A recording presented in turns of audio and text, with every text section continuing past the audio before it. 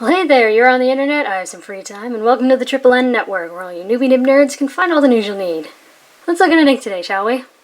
Now, today's ink is actually kind of purpley, but the camera is turning it much more blue, so I'll see what I can do in post if there are issues. Note here. Yeah. So, today's ink is by Private Reserve, and I have it in sample form. And no, this is not some kind of special label. I think it was Diamine Burnt Sienna, maybe. Exploded in transit and dyed all the labels of the other samples that were in with it. So, yeah. Anyways, here it is in the vial. It actually is a fairly purple-ish blue, since cobalt is generally a word used to describe blue. But, yeah, so let's get into it. Now, the two pens I used were these.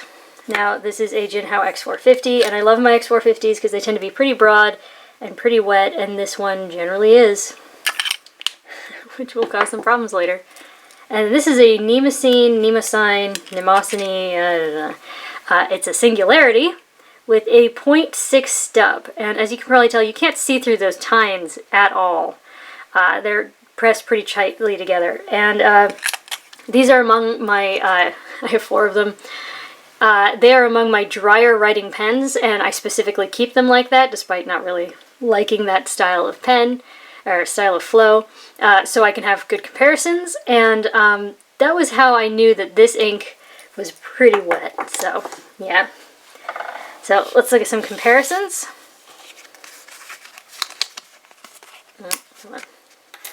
So here's Private Reserve Cosmic Cobalt, and here is Private Reserve Tanzanite, which, yes, they are actually quite similar. However, I don't know if this will show up on camera, but if we tilt them, the camera doesn't want to show it, but right along here around the edge, there's actually a good bit of red sheen. And there is a little here, but it's just up along there. Now, another comparison is Diamine Sapphire Blue, which is a blue that definitely hints towards purple. But as you can see, it's a bit lighter and maybe just a little bit more blue. Next up is another Diamine. This one is Diamine Sargasso C. This one is a very interesting color. It's extremely saturated, this ink, and it is a dark, rich, deep blue, but because it's so saturated, it just sheens like crazy, and it has this intense red sheen that ends up giving it this sort of purpley color. So, but yeah, the end medium kind of reminded me. And lastly is Sailor's Gentle Neoi Sumidi. I cannot pronounce it, but apparently it means sweet violets. Yeah, this is a it's sort of like a royal blue that hints at purple. This one, of course, is a bit lighter, but this one also has plenty of red sheen, so yep, there you go. There are your comparables. Now, let's check out the chromatography. Now, bear with me while I zoom. Yep, I'm editing that. Okay, now, the one on the left with the little D in the corner, that is the one that I let dry, which is not how you're supposed to do it, but I feel like it's taught me some things over the years. This is the one that I did the way you're supposed to, where you put the line of ink and then pretty much instantly dunk it in the water. And as you can tell, there's this very pale, sort of like slate blue-gray line, so you can tell where it begins. And then there's actually a lot of bareness going up, and then you get this hint of purple along here, and then you get sort of this darker purple, kind of like we see in the ink itself, and then right in a few spots we get some just straight blue. Now the one that I let dry, yes, is very, very similar. Pretty much the only difference is the initial drop, or spot, is a bit darker, but yeah, pretty much everything's the same, except, I don't know, maybe the purple is a little more spread out, but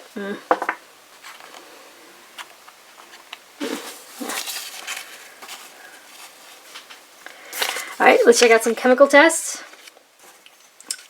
Now, as you can see, probably, water really got it moving, but not all of it. The places where it was laid on heaviest are underneath, but it did sort of wash away pretty purple. 1/3 bleach solution essentially left it looking as if it was never there. Ammonia pen flush got it moving about as much as water. Hydrogen peroxide started to affect the paper, so sopped that up pretty quickly. On to the paper test. Top down in density, Clairefontaine, 90 grams per square meter. Yep, It's a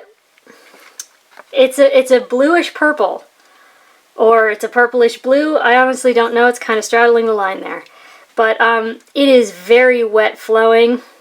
This is definitely a 7 out of 10. It's moving, and since it's one of those private reservings, like many private reservings that are pretty well saturated, there's a good bit of ink in this ink, so when it's coming out as wet as it is, and especially in this X450, which is already a fairly wet nib, we're not going to get a lot of shading just because there's essentially just too much ink to be put down, and so the drier areas don't sort of show much of a difference. There can be maybe a little bit here with the Singularity, but not a ton. We do get some shading, and here where it's darkest, I don't know if this is going to show up on camera. It doesn't really want to show, but we have a tiny bit of red sheen around the darkest areas, and oop, yeah, so you can see it around the Boxing Wizards, the dark halo effect, which I really like. But yeah, anyways, the 0.6 stub took 12 seconds to dry. The X450 took 27. With how wet and saturated it was, I was expecting over 30 seconds. I'm kind of glad it came in at just under. But yeah, really not a lot of water resistance. I don't know how well the camera's showing it, but there's actually a faint purpliness to this whole page right here. And you can just make out the barest bit of this X450 writing, and then the dots you can kind of see. But yeah, there's no bleed, no feather, no spread, no echo. I say there's no sheen, but there is, but just the tiniest little bit. Now next up is Fabriano Echo Qua. It's an 85 gram per square meter paper. It's my favorite to use. It's really a pleasure. But yeah, here, again, not a lot of shading just because it's coming out like a fire hose. Just, it's intense. But we do see a little of it. You can definitely see that dark halo outline and jump and quickly. The bottom one's from the X450. And here, you can definitely, oh thank God. I was worried it wasn't going to show up on screen. You can definitely see that red sheen in the scrubby. And I want you to imagine seeing that in a like micro halo around the wettest parts. But yeah, it's there, and it's all throughout the writing. Now that 0.6 stub took 11 seconds to dry. The Fairly Broad and Wet JinHao took 27. But I want you to see the density of this ink in the smear. There is a lot of ink in this ink. It is very well saturated. Now, again, it sort of faintly dyed the page purplish, but here we actually remain, like just a little bit more of the writing remains, but still not a lot. That would not be fun to try and recover. There's no bleed, no feather, no spread, no echo. Next up, oop, I skipped one. Sorry about that. Next up is Rhodia, 80 grams per square meter. I feel like everyone kind of knows this paper. Yeah, it's, again, more of the same. We don't have a ton of shading. Just because it's coming out just too much, you know, just, that's kind of how shading works. It's like when different amounts of ink pool in different areas, but when it's just putting out so much ink that it just sort of almost causes like a little bubble of ink to, yeah, it's, but yeah, we do get a nice dark halo effect around the wettest parts. We have, again, just back to the tiniest little hints of red sheen, kind of like we saw on Clairefontaine, but it is there. That 0.6 stub took 12 seconds to dry. The Fairly Broad and Wet JinHao took 28, and once again, it's going clear off the page. Like, so yeah, that's spread more than 20 millimeters since these are each 5. Yeah, I'm telling you, it's it was pretty intensely wet, because again, this stub is probably one of the driest pens I own, and just, it's, yeah. But yeah, it's still quite purpley. And the red sheen sort of helps it, kind of like I was saying with Sargasso, see, it kind of helps push it more in that direction. But yeah, there's no bleed, no feather, no spread, no echo. All good in that regard. Maybe in the scrubby, but that could have been human error. That was me like laying it on, trying to see if I could get some sheen on there. But now this was interesting. Now this water test, it did dye the page a little bit, and that 0.6 is really, really gone. But that X450 is actually pretty clear. It's pretty there, which I was not expecting, and I can't really explain, but definitely worth pointing out. Now, next up is Tomoe River, which is known for drawing out shading and sheen and dry times and echo, and it did all of those. Yeah, so that 0.6 stub took 17 seconds to dry. The Fairly Broad and Wet JinHao took 35. And No, actually, one thing it didn't do is it didn't bring out shading, because of the way that this paper works, the way it lets ink dry, it takes so long that it sort of allows the ink to evenly distribute itself throughout a line of writing, so like the down of an H or the swing of an S. So we don't get a lot of shading in the writing. We do get a little, but we do get a very pronounced dark outline, that dark halo effect. You can really see it there in the X450. Just because of the sheer amount of ink it's putting down. Yeah. But yeah, it's a nice effect. And all around that halo, you're going to see sheen like this. Which for some reason on here is coming up gold. Which I thought was rather fascinating, but still. No bleed, no feather, no spread. There is some echo. Now again, I was laying that on really thick to try and make sure I could get some sheen on camera. However, this is like a fairly darkish blue purple thing, and you know, it's wet flowing, and then I had it in a fairly broad and wet pen, so yeah, the X450, you're gonna have a little echo, and if you're very sensitive to that, like I am, this is probably gonna bother you. Now, these things that are coming out the back, that's from the water test. Those are the dots from the X450. They just sort of put down so much ink that by the time I did the water test, it was sort of like pushing the ink out the back. So yeah, but speaking of water tests, this paper loves to let ink just slide away when you add water, and it kind of did. It dyed the page just the tiniest bit purple, and pretty much everything's gone. There is the littlest hints of something, but the camera's actually darkening that up a little bit, so yeah, not as easy to read in person. Now, the next three tests, to be fair, I only used the 0.6 stub, except to write the name. And this is the world's worst paper, probably. This is the worst paper I've ever encountered, and that is really, really saying something. But this is just definitely the worst 20-pound copier paper I've ever encountered, if not the worst paper in general. I don't know if this is going to show up, but on the more absorbent papers, on all of them, it really does just look more purple. I don't know. I don't know why that is. Maybe the shading, because there is no shading on here. The shading is utterly gone. It is completely, completely gone. But it leaves it looking pretty purpley. Pretty purpley. Yeah, it took 1.5 seconds to dry. There's a lot of spread. Like, if we look at the line width difference between here and here, yeah, the line definitely got broader.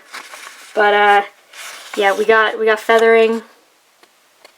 And we've got kind of a woolly texture. I guess it could be worse, but yeah, we've got, look at that X450, which again, already pretty wet. And then we've got a very wet flowing ink, and this is the worst 20-pound paper I've ever encountered, if not the worst paper. So yeah, we can read that out the back. In fact, it looks like it was almost written on this side. However, we can also see a lot of this too. This is also almost readable from the back. And it actually came through in a couple spots. I don't know why I didn't mark them. I usually do, but yeah, it would not be comfortable to write on both sides of this. And again, I mean, this is one of the driest pens that I own, and it's a pretty small stub. I mean, a lot of stubs, like the nibs start at like 1.1. This is essentially half that, and we're still getting this. Yes, it's very saturated. Yes, it's very wet flowing, but yeah. Water test is a disaster, kind of. More absorbent papers tend to draw the ink in, make it harder to wash out, sort of holds on and doesn't want to let go. But this is actually physically painful for me to look at. I feel like I'm wearing an old prescription of glasses or something, because it is so blurry. It exploded, it feathered, the sort of that purple and the blue, kind of like we saw in the chromatography. It's like they're trying to separate, but they kind of can't. That would be the opposite of fun to try and recover. To me, I don't know, maybe that's how you entertain yourself. I shouldn't judge. Now, next up is Mead Notebook Paper. It is a very common kind of paper for school children in the United States. This is the kind you would find in like a spiral notebook, not the kind you'd find in a composition notebook. And this stuff has been feathering like crazy lately. And it kind of did again. Yeah. Come on.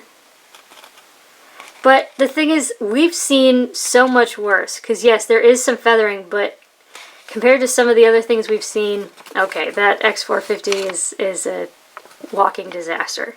But yeah, as you can see, in some areas we don't get any feathering, or where we do, it's just a few little bits.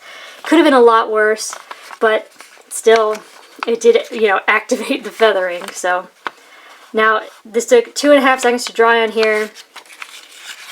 We do have show through, but again, this is a fairly dark ink. It's wet flowing, and this paper is actually physically thinner than 20 pound. So I'm really not surprised that we can see through the back, but if you see how opaque everything, okay, except that and the scrubby, you see how opaque everything is. You see that it's not because it's coming out the back, it's just sort of fully sunk into the paper. So that's kind of nice. If you're not sensitive to this stuff, that would definitely be usable to you, I think. But since I am sensitive, I would not be down with that. Yeah. Now this paper does tend to freak out when you add water, and it definitely did. You can see how it physically changed the shape of the paper. Like it completely reshaped everywhere where there was water. Now, it half freaked out and half didn't. What I think is interesting is like that purple at the center. It's very stoic, you know, it's kind of staying where it is, but that blue is trying to wash off and it's causing chaos. So, sort of like half good results, half bad. Okay, now lastly is Moleskine notebook paper, which I hate because it's terrible and they make you pay a lot of money for it. Now, admittedly this is the X450, but I just want to show you just how disastrous that was. But yeah, it took 4 seconds to dry on here. We definitely have some woolliness. We have feathering, but it's not the huge, like, giant, obtrusive, spiky kind of feathering. It's just sort of like a intense woolliness that turns into feathering in some spots. So I guess it could be worse. We do have a lot coming out the back, because this, unlike Mead, where it stays very opaque and kind of hazy, here it doesn't. Here what we have are a lot of little tiny dots coming all the way through, and actually many of them rendered onto the page below. So this doesn't only make the back of the page essentially unusable, but it also sort of peppered the next page. So even if you only write on one side, it still affected the other side. You know, I hate ending on Moleskine because it puts me in such a bad mood, but yeah, this water test did something we have not even seen on the world's worst 20-pound copier paper, which was uncomfortable to look at because it's sort of blurified itself, but here is a whole other animal. I don't know what to make of that. Please leave a comment down below if you can describe that, because I am at a loss for words. Yes. So, there you go. There's Private Reserve's Cosmic Cobalt. It's a blue that's purple, or a purple that's blue. I don't know. It's really sort of straddling the line there. My sample, at least, was intensely wet, but yeah, if you've got a dry pen, I mean, it made this pen, like, usable for me, because again, like I said, I don't really like dry writing pens, but this in here, really not bad. Sorry. Yeah, so, I mean, great saturation on premium papers. It sheens like crazy. On premium papers, there's not a lot of water resistance, but, I mean, the water resistance of the cheap papers is a disaster show, but yeah, so anyways, there you go for your consideration from the Triple N Network. If you like the video, please give it a thumbs up. If you'd like to see more, please subscribe to the channel. And thanks for watching. Bye.